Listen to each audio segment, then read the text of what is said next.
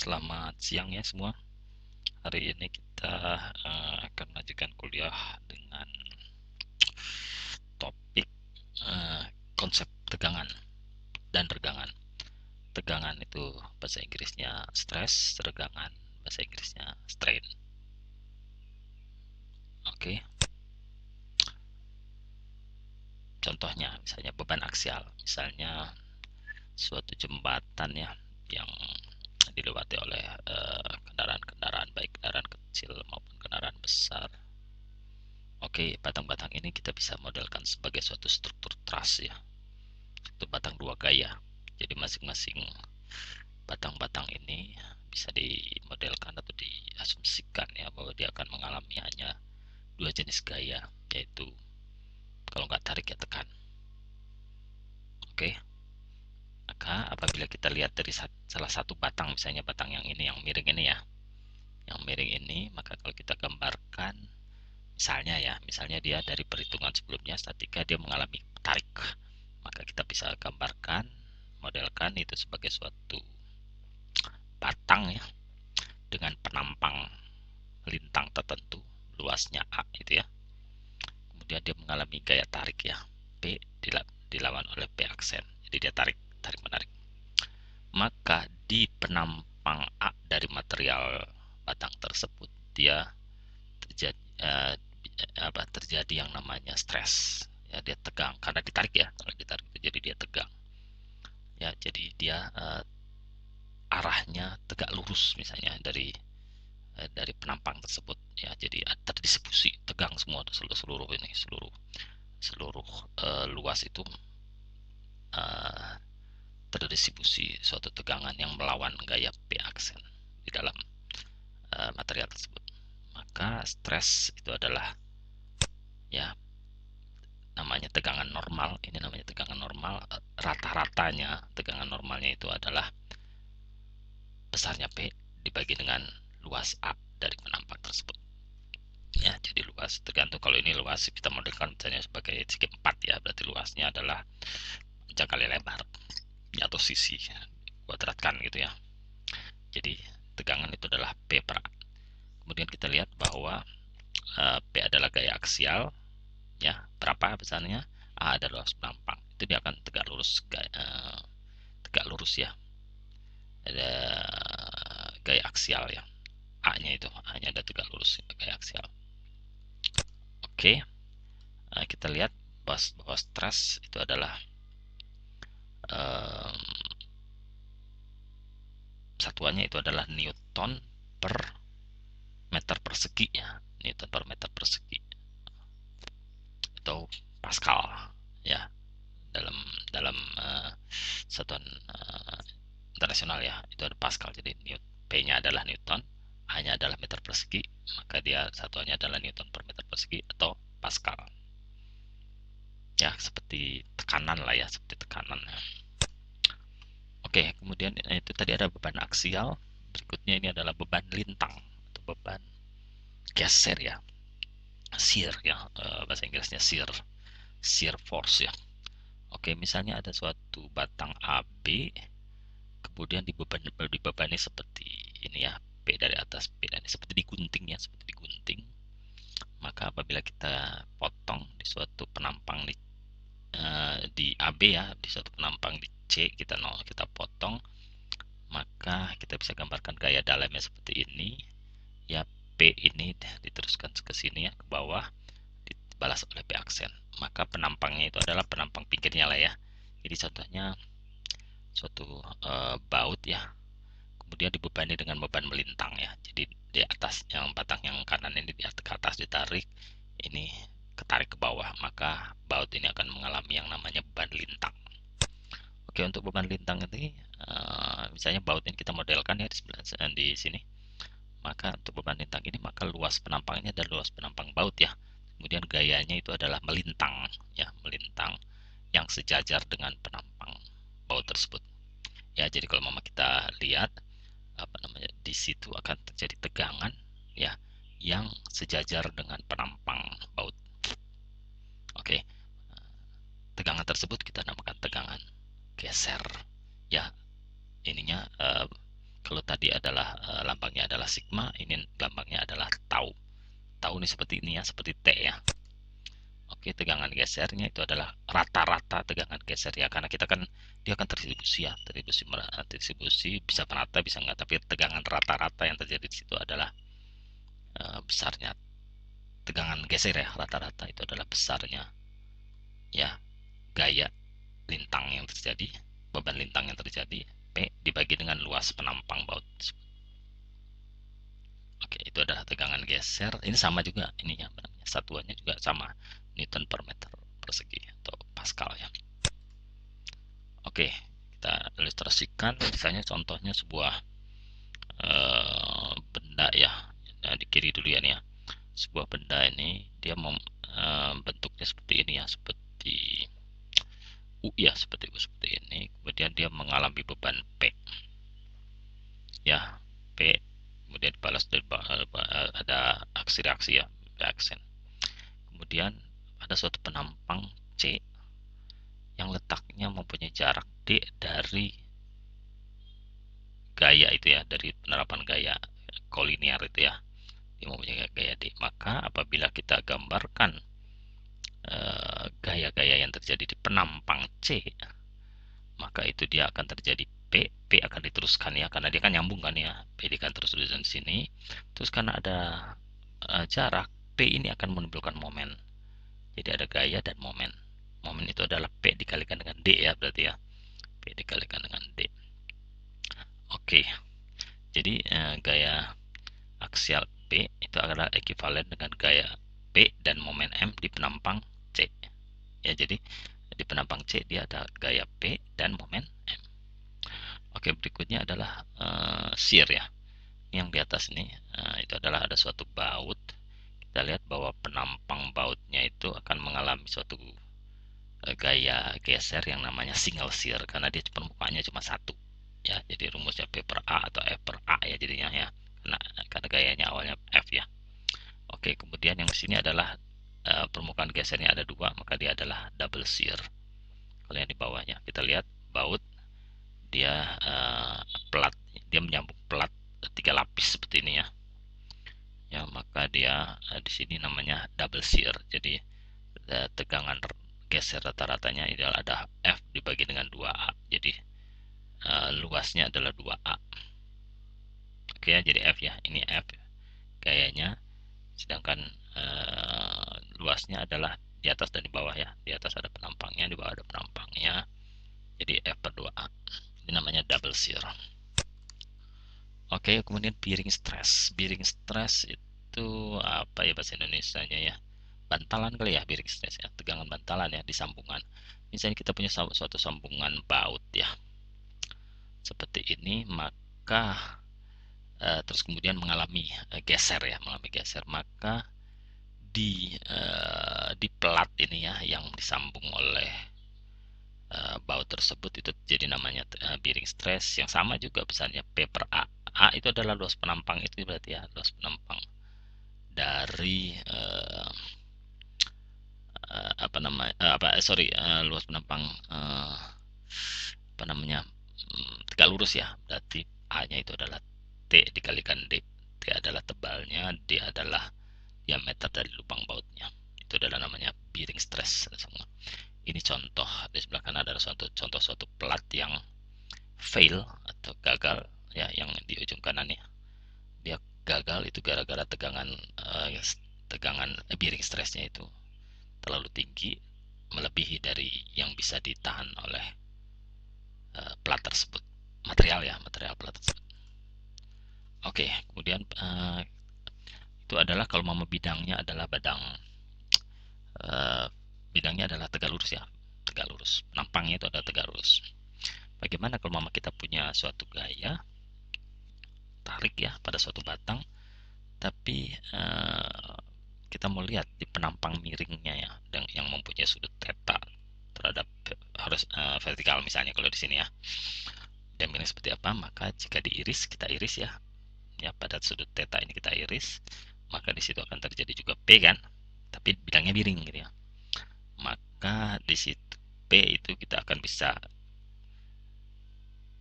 proyeksikan tegak lurus terhadap penampang dan sejajar penampang. Jadi yang tegak lurus terhadap penampang yang miring itu adalah F. Kemudian yang miring ya, yang sejajar terhadap penampang itu kita namakan V. Ya, jadi ini kan secara vektor P bisa dijabarkan atau diuraikan ya, diuraikan gayanya menjadi komponennya horizontal dan vertikal. Ya, karena dia punya sudut theta ya. Oke, kemudian sudut luasnya juga bukan A lagi. Kalau tadi misalnya luasnya adalah kalau penampangnya vertikal benar itu adalah A0, tapi karena sudah miring dia menjadi A theta ya, karena dia sudah miring dengan kemiringan theta ya. Maka luasnya adalah A theta, maka F ya, gaya yang tegak lurus penampang itu adalah P cos theta ya. Ini kan P dikoskan, jadi F itu adalah P cos theta ya. Maka kemudian V yang sejajar dengan penampang itu adalah sin dari P ya, jadi P sin theta. Maka tegangan normal ya, tegangan normal berarti yang tegak lurus ya, itu adalah F kan, karena F nya yang tegak lurus ya, dibagi dengan luasnya menjadi A theta kan, A theta. Oke, sedangkan tegangan geser itu adalah V yang sejajar dengan penampang ya, dibagi dengan luasnya juga A theta. Ya, gitu aja sebenarnya. Jadi ya secara vektor aja lah ya, kalau mau kalian paham mengenai apa namanya, proyeksi atau penguraian gaya menjadi komponen gaya aja ya, seperti ini. Oke, contoh ya, kita mau punya suatu batang ya, batang yang panjangnya 300 mili ya, dan disambung dengan satu batang lain yang diameternya lebih kecil dengan panjang 250 mili. Oke, kemudian batang yang 300 mili itu yang di atas ini ya, kita namakan batang AB, yang di bawahnya BC.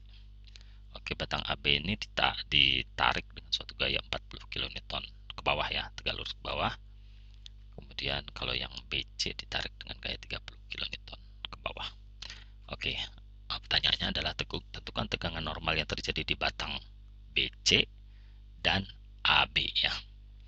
Itu jika penampangnya itu diameternya D1 adalah 50 mili dan D2 adalah lebih kecil ya, 30 mili. Seperti apa? Maka kita akan gambarkan dulu batang BC ya.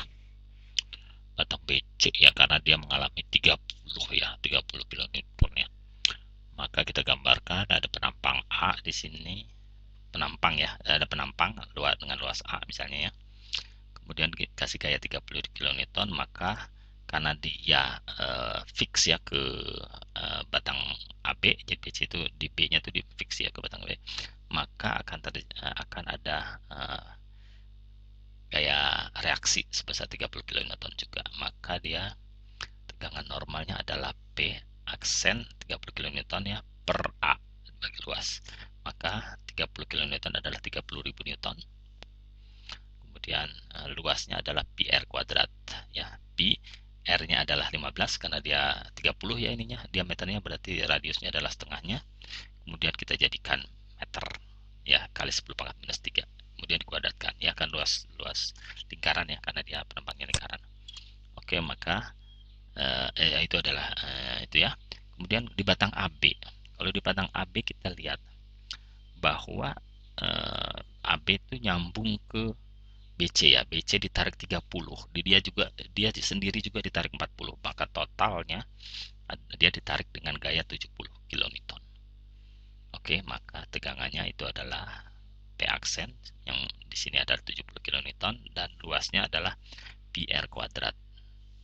Jadi pi dikalikan dengan 25 mili ya, karena dia 50 mili kan di satu ya, yang diameternya jadi radiusnya adalah setengahnya 25 dijadikan milimeter, dijadikan meter kalikan 10 pangkat minus 3 kuadratkan. Kemudian P-nya adalah 70 kN atau 70.000 Newton. Oke, itu aja. Ini adalah contoh yang simpel banget ya. Oke, kita tunjukkan contoh sekarang, contoh real ya. kita punya suatu batang dengan panjang 6 meter ya, 6 meter. Kemudian di jarak 2 meter dari engsel di A, ya di A kan ada engsel ya, kemudian di jarak 2 meter dari A diberikan gaya melintangnya sebesar 30 kN. Kemudian ada kabel ya dengan sudut tertentu nih. Sudutnya adalah X-nya 3, Y-nya 4. Ya, berarti kan bidang miringnya adalah 5 ya. Nah, ini akan sangat menentukan nanti ke sin, cos, dan sebagainya. Oke, maka dari situ kita akan buat diagram gaya bebas. Karena di engsel maka dia punya gaya reaksi di tumpuan adalah AX dan AY. Kemudian gaya melintang tetap 30 Newton. Terus kemudian karena kabel maka dia ada gaya tension ya, tarik. Misalnya kita namakan FB karena dia akan di B ya, pada digantungnya batang tersebut. Oke, dimensi-dimensinya sudah ada. Maka kita bisa cari gaya reaksinya ya di statika lah ya. Sigma momen di A, jadi penjumlahan momen di A itu adalah sama dengan 0, maka gaya-gayanya adalah positif. Misalnya kita asumsikan adalah berlawanan jarum jam ya, maka FB komponennya yang tegak lurus ya, yang vertikal itu adalah FB dikalikan dengan 4/5 ya, karena dia kalau dia FB nya 5 berarti gaya yang vertikalnya ini adalah 4/5 nya kan, 4/5 dikalikan dengan jaraknya adalah 6 meter ke A ya, gaya BFB ini kan jaraknya 6 meter ya ke A ya, dikurangi dengan gayanya 30 kN karena dia searah jarum jam adalah negatif, maka minus 30 kN jaraknya adalah 2 meter, itu harus sama dengan 0, maka FB nya kita dapatkan 12,5 kN. Oke, kemudian sigma Fx sama dengan 0 yang ke arah X sama 0, maka FB-nya ya, FB-nya sudah dapat ya 12,5, itu diproyeksikan ke sumbu X, maka dikalikan dengan 3/5 ya, itu dikurangi dengan AX yang ke kiri ya, tadi kan FB-nya ke kanan ya, FB sin-nya ya, FB cos-nya ya ke kanan, dikurangi dengan AX yang ke kiri, itu maka AX dapat 7,5 kN.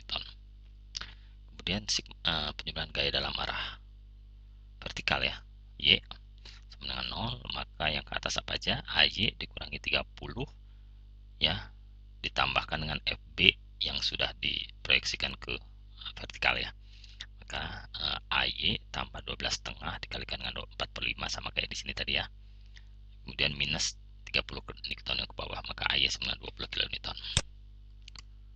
Oke, kemudian maka gaya di A itu resultannya adalah AX kuadrat tambah AY kuadrat dapat 21,36 kN.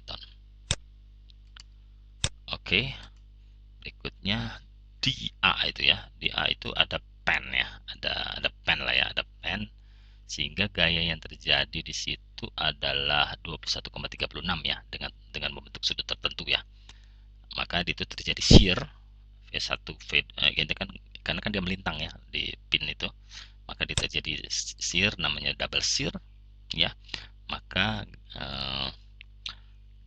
shear-nya itu adalah FA dibagi dengan 2 ya, karena 2 penampang yang mengalaminya, jadi 10,68 kN ya. Kemudian kalau di titik B itu dia pinnya cuma satu, ininya apa namanya, penampangnya, maka gaya gesernya itu adalah sama dengan FB 12,5. Kalau tadi kan dibagi 2 ya, yang double shear. Oke, maka tegangan geser di A ya, di pin ini ya, itu adalah gaya gesernya 10,68 itu dibagi dengan luasannya. Oke, maka mendapatkan 34 megapascal ya. Megapascal itu adalah Newton per milimeter persegi ya. Newton per milimeter persegi adalah megapascal. Oke. Kemudian tegangan geser di B karena dia cuma single shear, maka dia VB per AB, VB-nya 12,5 ya. 12,5 kilonewton ya, jadikan Newton. Kemudian luas penampangnya adalah pi per 4 dikalikan dengan 0,03, itu adalah diameter dari pinnya, dapatnya 17,7 megapascal. Oke, itu adalah contoh single shear dan double shear yang terjadi di suatu komponen dari sistem mekanik lah ya. Oke, berikutnya kalau tadi kita sudah lihat ini ya, beban aksial ya. Sekarang pembebanan umum. Kalau suatu benda ya dibebani secara umum ya di suatu ruang 3 dimensi, maka dia bisa dibebani dengan suatu gaya macam-macam ya. Misalnya diberikan gaya beberapa gaya P1 yang ke arahnya ke Z, kemudian P2 yang arahnya ke Y, ya tapi miring sedikit lah, P3 yang ke arah ke X, miring dikit, P4 yang arahnya ke X juga tapi miring dikit lah.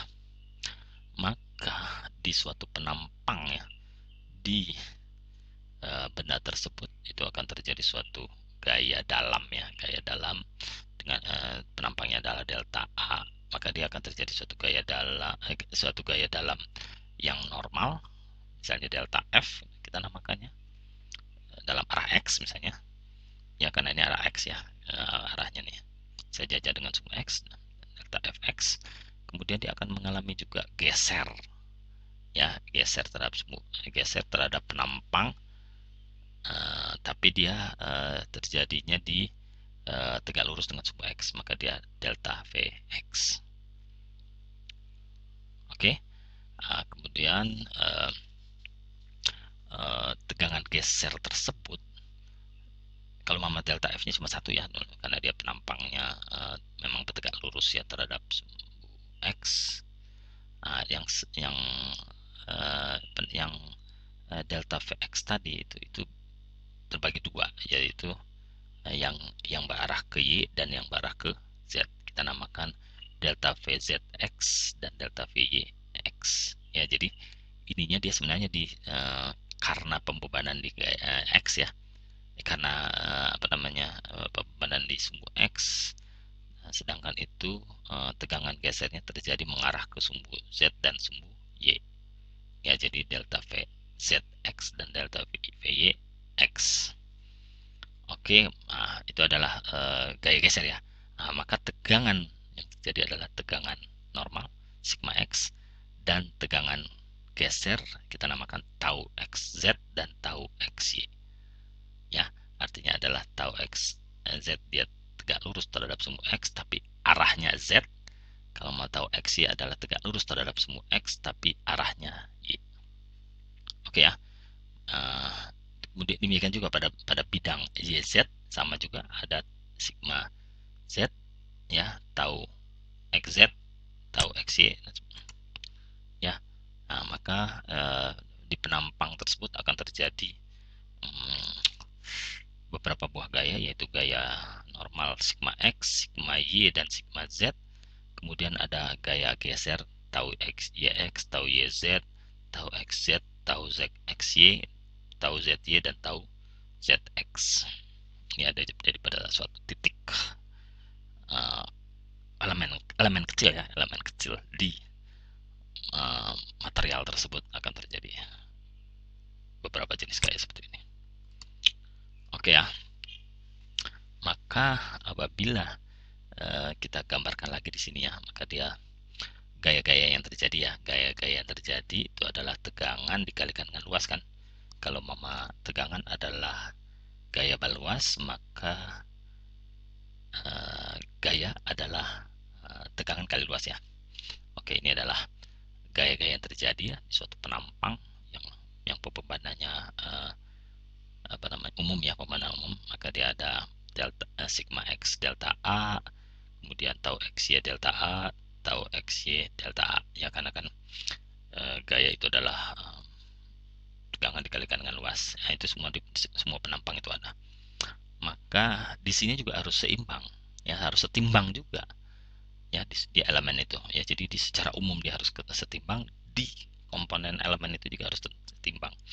Maka apabila kita misalnya kita cari penjumlahan momen terhadap sumbu Z, itu harus sama 0 misalnya. Ini sumbu Z ya. Maka untuk sumbu Z apa aja? Maka sumbu Z itu adalah tau xy dikalikan delta A dikalikan dengan Z jaraknya ke sumbu ya, sumbu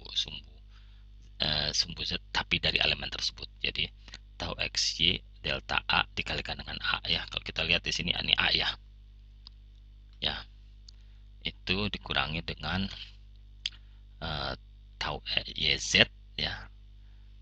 Ya, sorry tau XY ya, tau XY tau YX, tau YX dikalikan dengan delta A luasnya dikalikan dengan jaraknya ya terhadap sumbunya itu ya. Oke ya. Oke, saya mungkin harusnya setengah tapi setengah bisa dicoret ya karena sama ya. Itu harus sama dengan 0. Ya, tau ya jadi tau XY. Oke. Dan ini adalah tau YX. Ya. Ya jadi ini lawan ini. Ya.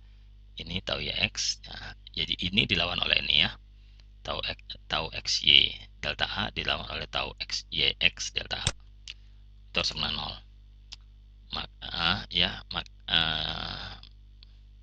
Kemudian sigma fx itu harus sama dengan 0, sigma fy juga sama dengan 0, dan sigma fz juga harus sama dengan 0. Maka sigma mx aksen itu sama 0, sigma my aksen juga harus sama dengan 0, dan sigma mz aksen sama dengan 0. Oke, maka kalau mau kita proyeksikan elemen di bidang xy ya, dari sini kita lihat dari sumbu z kita lihat ke bidang xy, gambarannya adalah seperti ini ya. Maka karena dia tahu xy delta A kali A minus tahu YX delta A kali A sama dengan 0, maka dia tahu XY sama dengan tahu YX. Jadi tahu itu sama ya untuk XY dan untuk YX. Jadi sama. Jadi berkurang kan, jadi yang harus kita cari karena dia sama ya. Oke. Oke. Dengan cara yang sama maka tahu YZ itu harus sama dengan tahu ZY. Kemudian tahu ZX itu sama dengan tahu XZ. Oke, jadi yang ketemu itu akan saling menghilangkan dia ya. Ya. Yang ini ketemu ini. Yang ini ketemu ini. Nah, oke. Contoh saya kasih ilustrasi ya. Misalnya suatu baut yang mengalami geseran ya, geser P, maka di suatu titik ya di penampang dari baut tersebut itu akan terjadi tegangan geser ya. Tau yang tadi kita sudah belajar ya, ada tau di yang sejajar penampang, kemudian di bawahnya juga ada tau ya, karena tau ini harus dilawan oleh tau. Nah, maka di penampang yang vertikal juga harus ada tau dan tau. Nah, ini akan saling tegak lurus. Oke, jadi harus terdapat tegangan geser yang saling tegak lurus pada suatu titik. Tegak lurus. Oke. Berikutnya dengan beban, misalnya kita punya suatu plat. Dia ditarik dengan suatu gaya P, ya, reaksinya adalah P aksen. Ya, lawannya ya, reaksi dari gaya P itu adalah P aksen. Maka di suatu titik di plat tersebut itu akan terjadi sigma X ya, tegangan geser dalam arah X, itu yang besarnya P per A. Tapi kalau di penampang yang tidak lurus gitu ya, dia akan terjadi suatu yang namanya sigma aksen, bukan sigma lagi ya, tapi sigma aksen, dan juga pasti terjadi tegangan geser tau ya. Jadi dia kalau mama di penampang miringnya, kalau mama penampang elemennya itu miring, maka dia akan terjadi tegangan normal dan tegangan geser ya. Ya, karena kan udah nggak lurus lagi. Kalau lurus tadi dia cuma mengalami P. Kalau ini sudah nggak mengalami P lagi, tapi sudah kombinasi gitu loh. Ya, dia mengalami P, tapi tegangannya adalah normal dan geser. Oke, jadi dengan pemandangan yang sama, tegangan pada bidang yang berbeda tidak sama.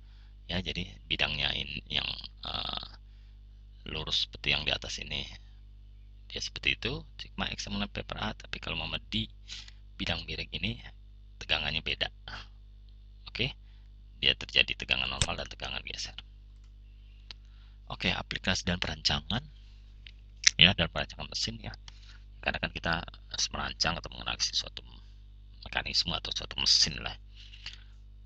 Pengetahuan tentang tegangan pada satu komponen mesin atau struktur diperlukan ya untuk merancang suatu struktur atau komponen agar dapat menahan beban yang terjadi kan. Jadi ada suatu mesin atau struktur dia menahan beban, misalnya jembatan dia menahan suatu beban yaitu dari mobil-mobil yang lewat di atasnya ya, sehingga terjadi tegangan di strukturnya. Misalnya kita modalkan sebagai truss. Jadi kita harus rancang struktur itu dia bisa menahan beban yang terjadi baik dengan ukuran materialnya atau jenis materialnya dan sebagainya. Oke, caranya adalah menentukan tegangan ultimate dari suatu material. Misalnya dengan melakukan uji tarik ya di material teknik, kalian akan melakukan uji tarik dari spesimen material. Jadi material misalnya baja ST37. Nah, kita akan mengajukan uji tarik ya, maka dari uji tarik itu kita bisa mendapatkan tegangan tertinggi ya yang bisa ditahan oleh material spesimen. Itu yang disebut tegangan ultimate. Nah, kalau materialnya ulet, maka dia ada tegangan yield atau sigma yield. Yang tegangan ultimate misalnya sigma U misalnya. Itu dia pada saat itu dia langsung patah atau putus ya. Misalnya. Maka ada konsep namanya faktor keamanan, itu adalah tegangan ultimate yang bisa ditahan oleh material dibagi dengan tegangan yang kita izinkan terjadi di material tersebut, struktur tersebut. Oke. Kenapa harus ada faktor keamanan? Karena kan kita nggak tahu variasi dari sifat material komponen. Jadi misalnya kita punya batang, kita beli batang banyak, tapi kan kita nggak tahu bervariasi itu material komponen tersebut. Ya, jadi makanya kita kasih faktor keamanan biasanya 1,2, 1,5 dan sebagainya. Kemudian bisa terjadi pembandingan berulang-ulang ya. Jadi namanya beban fatigue atau lelah. Maka itu bisa mengurangi tegangan yang tegangan ultimate-nya, misalnya dia bisa turun ya, ultimate stress-nya, tegangan ultimate-nya itu bisa turun.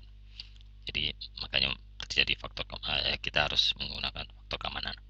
Kemudian ketidakpastian beban yang akan terjadi pada komponen. Misalnya kita nggak akan bisa pastilah kita bebannya seperti apa sih.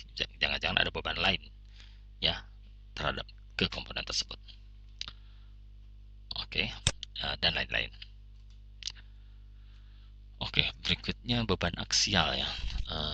Kita ulang lagi ya sebagai tadi beban aksial, tegangan. Jadi kalau tegangan karena beban aksial itu adalah P per A, kemudian karena dia diberikan suatu gaya P, maka dia akan sedikit memanjang ya.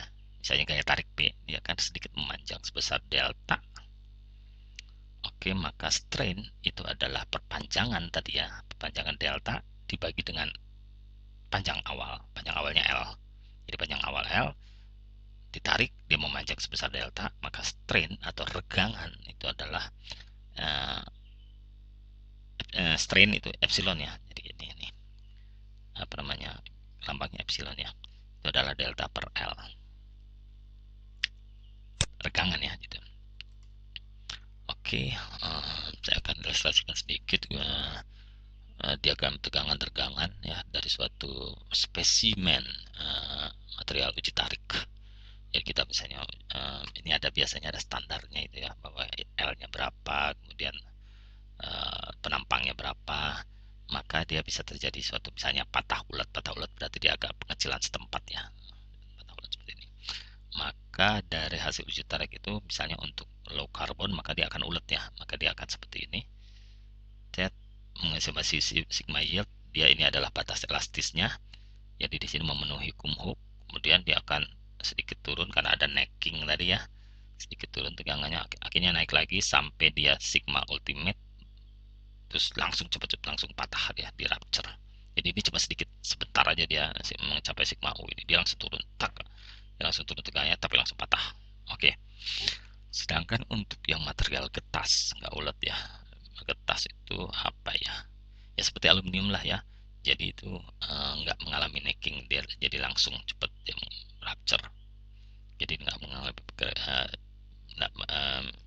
nggak mengalami pengecilan setempat seperti ini.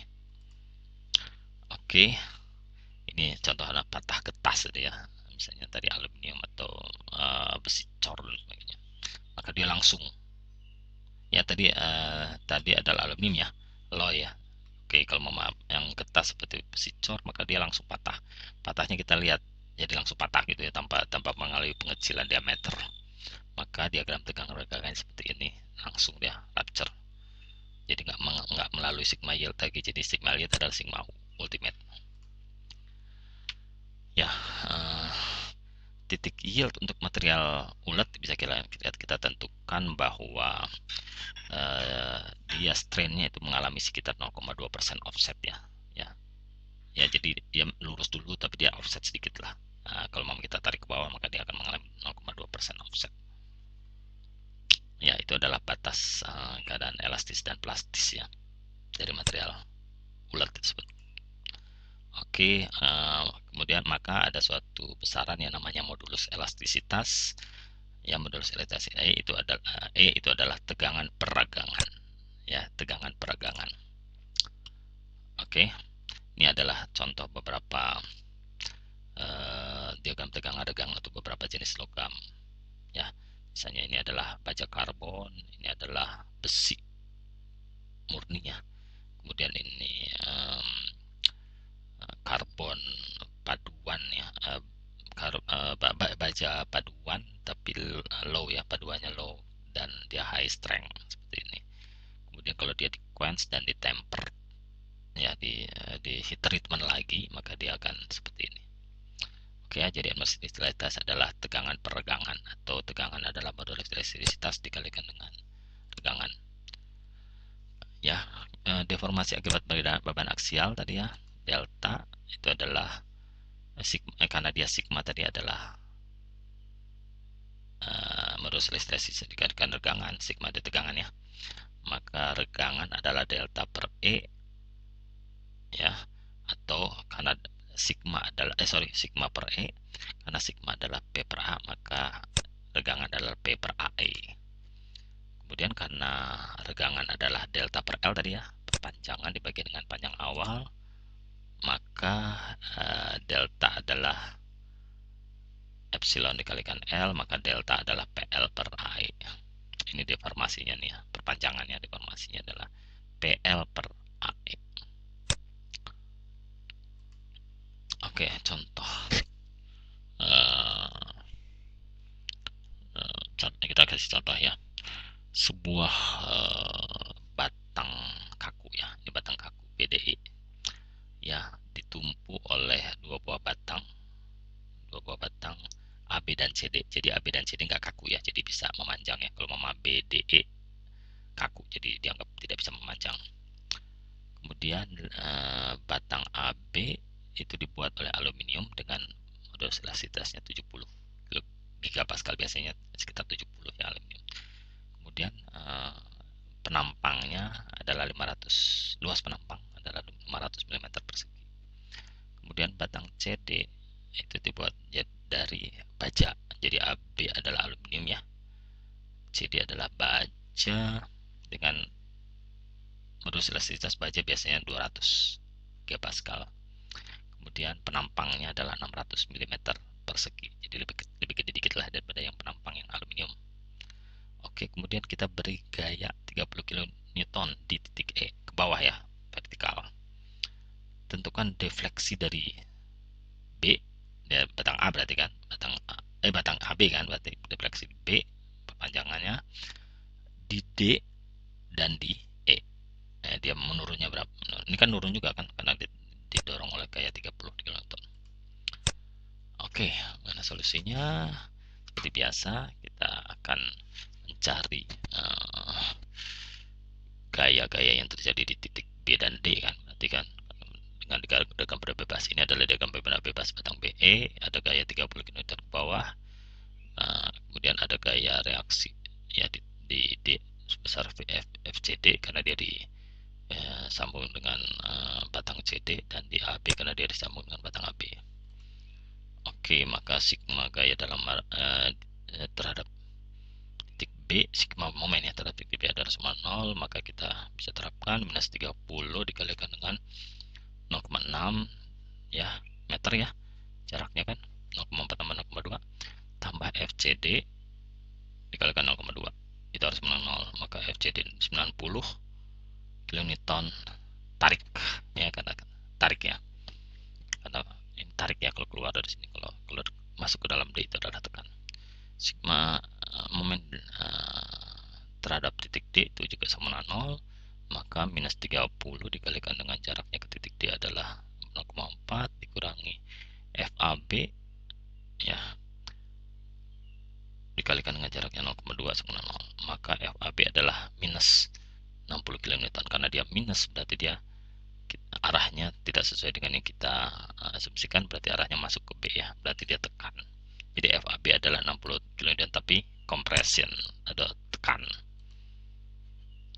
Oke, maka kita akan gambarkan gaya-gaya di masing-masing batang.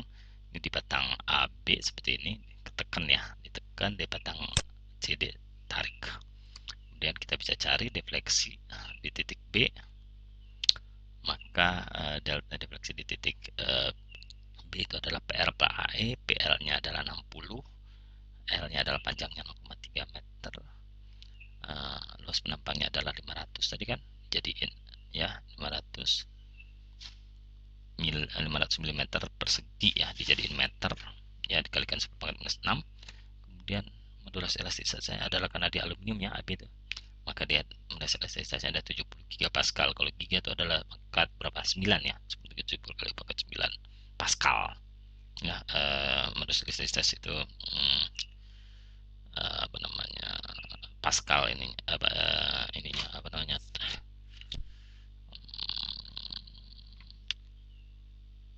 satuannya, maka dia akan memendek sebesar 514 kali 10⁻⁻6 meter. Minus ini karena dia memendek ya, karena dia kita masukin P nya karena minus kita masukin minus 60.